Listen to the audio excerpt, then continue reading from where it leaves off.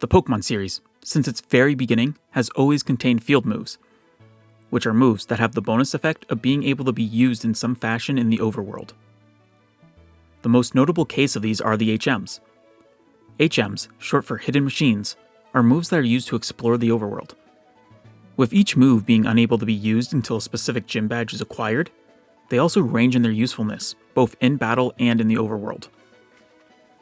In Gen 1, there was 5 HMs: Cut, Fly, Surf, Strength, and Flash. As the series progressed, more were added and swapped out, giving us Whirlpool, Waterfall, Rock Smash, Dive, Defog, and Rock Climb. These moves also have the added bonus of not being able to be forgotten outside of the move deleter. Starting off, we have Cut, which is usually one of the first couple HMs you'll get on your journey, and so to match, it's on the weaker side attack-wise. This move is used to cut down small trees that may block your path, usually used only as a story obstacle in the early game, and delegated to mostly blocking off side areas and items in the later game. Outside of this main use, in the first 3 generations, Cut could be used to cut down the tall grass on any route, and the grass would remain cut until you left the route. Only in Emerald version, due to being the first game with ability effects outside of battle, if the Pokemon that uses Cut on the patch of grass has the ability Hyper Cutter, it will cut down a larger patch of grass at once. Next up is Fly, one with a very simple concept. Fly allows you to fly to any town you've been to before. This one sometimes tends to be more out of the way to get than the others, as it's not essential for any progress. It is simply a method of fast travel. Next we have Surf, and as its name may suggest, it allows for you to travel across water. This is one of the bigger, more important HMs. It's usually gotten during the mid-game and required to traverse the region throughout the rest of the game. And so, more than likely, it'll stay on your team for the rest of your journey. Strength allows you to move big boulders, which are quite a staple of many caves around the regions. Much like Surf, it tends to be one that sticks around. The final one of the original 5, Flash, is quite an interesting one. As while it debuts as an HM, it will eventually be demoted to a normal TM. It grants the ability to light up dark caves, which have a couple different looks throughout the series, but they are never made in a way that Flash is 100% required. It is probably one of the most skipped over HMs in the entire series, and so the TM demotion is quite understandable. It allows for them to continue making the dark caves, which are usually only 1 or 2 per region, while not becoming a hard to remove move on your Pokemon. It's also the first HM on our list that isn't a damaging move, which makes the tendency to go without it higher, as there's quite a few people that don't want to permanently dedicate an entire move slot to a move with a more niche use than ones that deal straight damage. Generation 2 introduced 2 new HMs, being Whirlpool and Waterfall. These ones are interesting as they are like a special subset of HMs that require you to be already surfing. So these are HMs that are dependent on another HM. Whirlpool dispels whirlpools in Gen 2, while in Gen 4 it just lets you cross them. It becomes a simple way to add more obstacles during the surfing portions of the game. Waterfall is not too far different in concept, allowing for the ability to climb and descend waterfalls. Boil it down and it's just more obstacles when surfing. While both do serve very similar concepts, they aren't necessarily equal. Whirlpool, only existing in the Johto games, move-wise is like a water-type fire spin, while Waterfall is a strong move like Surf, and eventually becomes physical when the split comes. Waterfall joins the ranks of reappearing HMs, and while it's dependent on Surf, it does add more depth to surfing, but we don't really need 3 different water HMs. Speaking of having 3 water HMs, Generation 3 swaps Whirlpool out for Dive, which allows you to dive underwater. Once again being another surfing obstacle dependent on when you're already using Surf, it does add extra dimension to the mechanic. Move-wise, it still doesn't stand up to Waterfall, being a water-type dig this time. It's also mostly locked to the Hoenn region, but it does have a brief appearance in the Unova region. The other HM added in Gen 3 was Rock Smash, which, despite its name, is actually a fighting-type move. Mechanically, it's mostly like a more widespread cut, being able to be used in caves where trees just wouldn't make sense, but also not limited to them. To keep with the cut comparisons, it's also a weaker move that's given early, however it's got a bit more use in terms of progressions, but also still used to just block off a bunch of items. However, unlike Cut, Rock Smash gets the demotion to TM in the 5th generation, where it's not used as a field move at all, but it does make a return in X and Y. I guess you could say this move has quite the rocky history. The last time new HMs were introduced would be in Generation 4, where we would get Defog and Rock Climb.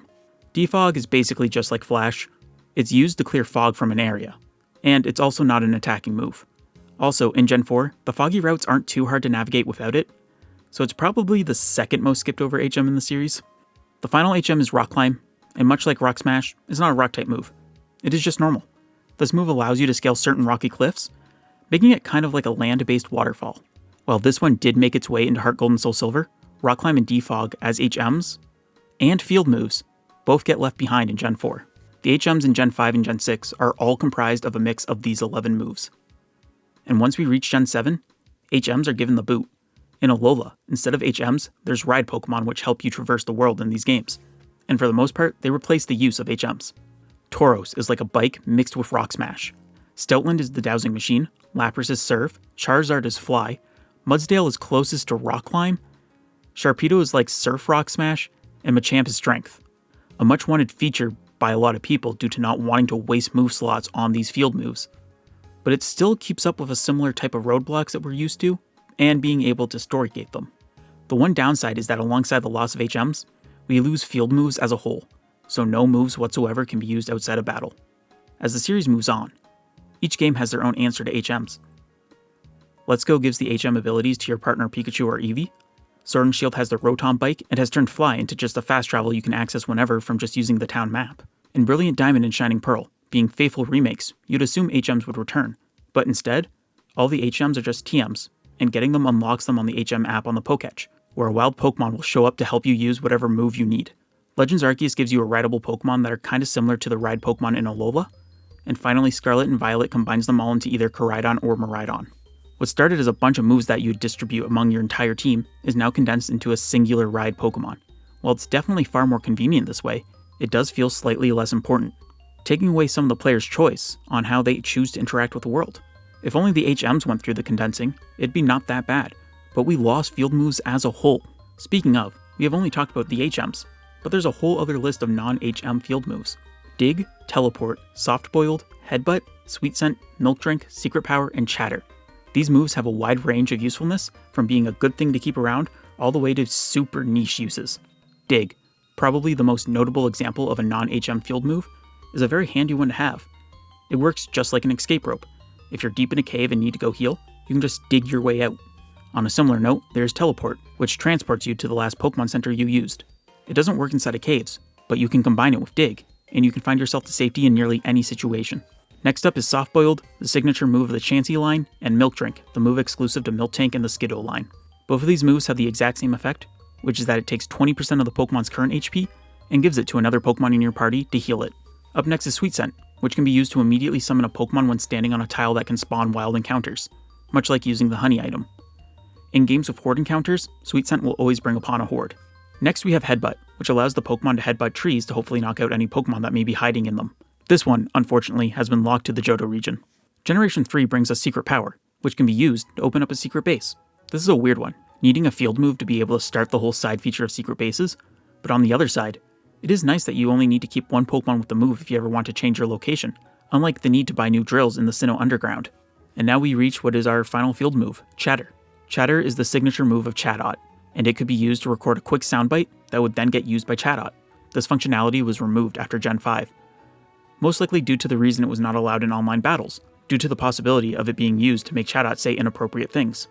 Brilliant Diamond and Shining Pearl, being faithful remakes, they are the only modern games to feature non-HM field moves, but Chatter still got left behind. And that's all for field moves. Most are, or at least were, HMs, and in turn are much more thought out and used, but the others still deserve to be remembered. They are one of the many small features in this franchise that went underused and then quietly killed off. I would love to see them return, with many more following suit, but with the modern state of the series, it just doesn't seem likely. Quality of life features being added is always appreciated, but sometimes it can go too far and start to take away some of the charm. An infinitely usable escape rope is great, but at the cost of losing Dig, which was an optional move you could give a member of your team to the same effect, rewarding you for your decisions on how you made your journey your own. If you didn't have it, you could still buy normal escape ropes, and while in the grand scheme of things this is such a small little thing, but it takes away part of the experience. In my opinion, Pokemon is really made by how everyone's experience is uniquely their own. No two people are going to have the same playthrough, but the more and more small options like these that are removed, the more homogenized playthroughs start to become. Alright, I think that's all I've got to say about this for now. If you enjoyed the video, I would appreciate it if you'd leave a like or even subscribe, as they really truly do help out the channel. Also, I would love to hear from you down in the comments below, even if it's just what your favorite field move is. If you want to further support the channel, consider becoming a member. This has been Big Blast 99. I want to thank you all for watching and hope you all have yourselves a goddamn good one.